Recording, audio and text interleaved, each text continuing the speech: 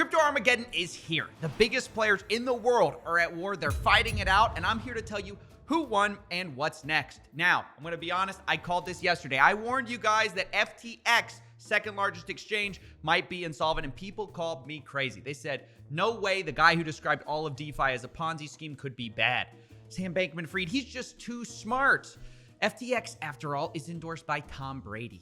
What could go wrong with another celebrity endorsement? People like Larry David backed FTX. Surely your funds are safe. Well, turns out they were actually in danger all along, and things are looking very bad. So I'm going to explain to you this entire mess very quick, but bear in mind this is a very dynamic situation. Things are changing by the hour. But let's get into it. Once there existed two rival crypto exchanges, Binance and FTX, the number one and number two crypto exchanges. And their CEOs, CZ and SBF, or Sam Bankman-Fried, hate each other. That's an important part of this story. But things were calm at first, for the most part. They played nice for years, until recently, SBF decided to take a pot shot at his competitors' attempts to work with regulators and said, he is allowed to go to DC, right? Implying that CZ was banned. Now, he didn't know it at the time, but SBF set off World War III in crypto with this tweet, and he might have signed his own funeral. Because a few days later, a report came out from CoinDesk leaking FTX's financial balance sheet. And what it showed is that they had a lot of money, but it was sort of locked up in all these token projects they were a part of, most notably in FTT token, Solana, and other projects that they were behind. And they couldn't sell the projects anytime they wanted to. In other words, even though they had billions of dollars worth of assets, they weren't very liquid, and it was arguable that some of the coins weren't that valuable. So they couldn't get access to these funds immediately. Meanwhile, they had huge liabilities of $8 billion, $7.4 billion of which were loans. Now, Dirty Bubble Media, who is the person who called out the collapse of Celsius, which we've talked about extensively, picked this up in a scathing report. In it, he suggested that FTX and Alameda Research might be insolvent because all their money was locked up in these tokens that might be worthless. And if everyone tried to withdraw their money all at once, the company could likely not pay off their liabilities. Now, CZ saw this and decided to take an opportunity to strike against his biggest rival. He announced that day that because of recent revelations, which because of that report, quote, we have decided to liquidate any remaining FTT on our books. Now, this was massive given that FTX's number one holding was FTT. Their competitor Binance is saying that they're going to dump up to $2.1 billion worth of it on the open market, causing that price to plummet. Now, all of a sudden, you don't even have illiquid funds. You just have none of those funds. So even though CZ said that this was not a move against a competitor, it kind of looked like it was, right? Of course, he's going to say that. In reality, he knew what he was doing. Now, immediately, this stoked all sorts of fears about the solvency of FTX. And the fear spread like wildfire. Is FTX the next Luna? Is FTX the next Celsius? And people started to withdraw funds like crazy, which honestly was the logical move to make. The problem with crypto exchanges right now is that because there's no monetary insurance on your money, even if the probability of an exchange going bust is less than 1%, you still have to take all your money out, because if they do go bust, you lose everything. If it doesn't go bust, you only lose a fraction of a percent on trading fees for being cautious. And so there's really nothing to risk by taking your money out, and there's everything to risk by keeping it in. So basically that means bank runs are extremely common these days, and a lot of these exchanges, they're really not ready for it. In fact, Sam Bankman-Fried himself said that a lot of crypto exchanges are secretly insolvent, which was a bit of weird foreshadowing. But at first, it looked like FTX wouldn't go insolvent. A lot of people said this was very unlikely, since in the past, they've looked very strong. And that's what they basically said. They said, look, it's no big deal. This is all FUD, nothing to worry about. Alameda Research, who is closely tied to FTX, actually responded about these leaks in their financial balances. And they said, quote, they have $10 billion worth of assets that aren't reflected there. And that also, they have returned most of their loans by now. And most shocking of all was that they offered CZ to buy all of his FTT off market for $22 each, near the current price. Now, the reason for this is obviously to show that, okay, we're not scared. We've got the money to back this up. And if you really aren't trying to sink us as a competitor, you'll be happy to do this private deal, get a better price, and not impact our price. It would save both parties a lot of headache. But unsurprisingly, because these guys hate each other, CZ wasn't having it. He said he was going to stay in the free market, signaling that he fully intended to squash the price of FTT, and he did.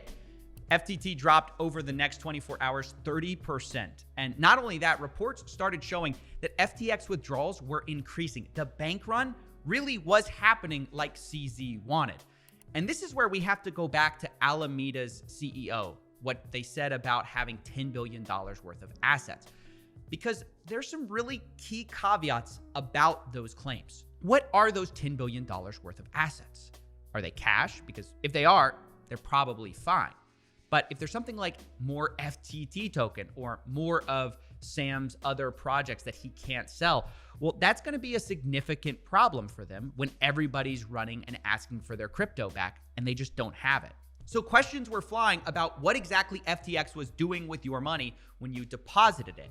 Were they just giving it to Alameda Research, which is sort of acting like a hedge fund and trading with your crypto, trying to make a big return? Or were they keeping your funds safe and just practicing proper risk management? Well, this is where everyone just basically waited with bated breath to see what was going to happen next. Uh-oh, this looks pretty bad. They froze withdrawals. And at the same time, the team basically went totally silent, and people commented on how bad this looks on them. Why aren't they speaking? And people started to circle back to old clips of Sam Bankman-Fried describing DeFi and crypto as basically a Ponzi scheme positively, and they wondered, how did any of us trust this guy? I think of myself as like a fairly cynical person, and that was so much more cynical than how I would have described farming.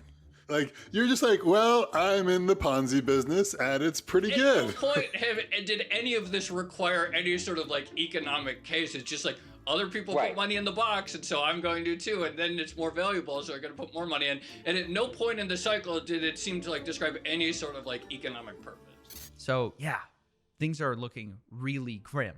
But if you have your money locked up on FTX and you're clinched up right now, take a deep breath, because things look like they might be fine, although it's coming from a very unlikely source. CZ announced only hours after FTX paused withdrawals that they were going to buy them. Binance was going to buy FTX, the number one crypto exchange, buying the number two out. Quote, this afternoon, FTX asked for our help. There's a significant liquidity crunch to protect users. We signed a non-binding LOI intending to fully acquire FTX.com and help cover the liquidity crunch. Now, I'm at a loss for words. This is insane. If you're not sure what's just happened, CZ basically set his competitor on fire by stoking rumors of insolvency, and then showed up with water buckets later, basically acting like the hero, saving the day. He just bought FTX out for likely pennies on the dollar in a move that's honestly going to go down as a bit of business genius and also cutthroat strategy. I mean, this was a shark move. Now, in the next few months, you're going to see SBF and CZ try to spin this whole thing as if there's no conflict between them and there was never any problems. That was just a rumor, but don't believe it.